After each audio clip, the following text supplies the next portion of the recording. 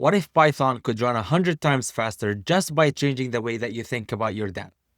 Today, we're going to be talking about the library NumPy, which is the foundation for all scientific computing in Python. Libraries like Pandas, SciPy, and TensorFlow are all built on top of it. So instead of working with Python lists and loops, NumPy teaches us to think in arrays. Instead of cooking a single noodle, it teaches us to fill the whole pot with noodles before we actually cook them. Arrays allow us to apply operations to whole collections instead of one by one, which is what we call vectorized thinking. NumPy is not built into the Python language, so first we're going to need to install it. If you're using pip, you'll run pip install NumPy, but since we're using Conda for our virtual environments here, we're going to use the Conda tools to install our packages as well.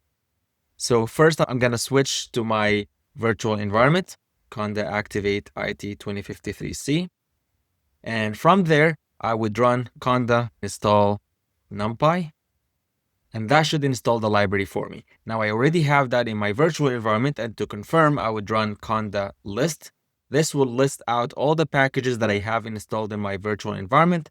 Somewhere around here, I should see the library NumPy right around here. Once installed, I'll just make sure that I'm in the correct virtual environment here, and now I'm able to use it by importing it first as import NumPy. Now, because this is a very common library that you'll be using a lot, you may want to give it an alias. That way, when you're referencing certain functions out of it, you're only referencing it by NP instead of the entire word NumPy.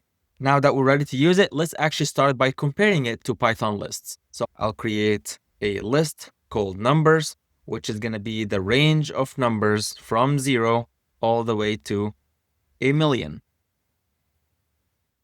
Let's see how long it will take us if we wanted to iterate over this array and calculate the total. So I'll do for number in numbers.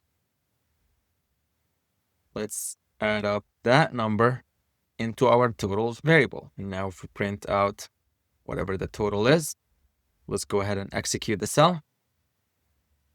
All right, I must have done something wrong. Oh, I was adding up the total, not the number. So let's run this again. So this is when having a powerful computer does not serve you well when you're trying to demo how slow lists are in Python. So let me try to up the challenge and make this 10 million instead. Let's run this again.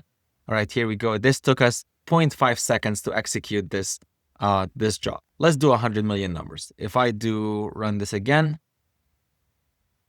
here we go. We start seeing the slowness of Python. Here we go. This here took 5.3 seconds. Now, let me do the same exact thing with NumPy and see how more efficient would that be. So I'll create an array. This is NP. That's our alias that we've defined up there. And I'll use the arange function, and we'll do 100 million numbers. Now, it is much simpler to actually add up our total here. It'll just be total2 equal array sum. And if I go ahead and print total2, let's run it.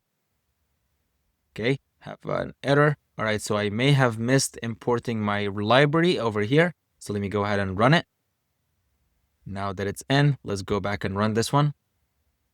It took 0.1 second, 5.3 versus 0.1 seconds. So not only was less code, it was dramatically faster. And as you scale your data set even more, you start seeing those differences a lot more. NumPy uses optimized C and Fortran code under the hood, which means you're able to crunch through your data at a lightning speed compared to pure Python lists. But keep in mind, NumPy is not just a library. It's a whole different way of thinking. Instead of working with individual items to add up our list, we're working with them in chunks or as an entire array all at once. By using NumPy, you get cleaner and shorter code, and you get this huge improvements in the performance of your code. Now that we know why NumPy matters, let's create our first arrays and explore what they look like.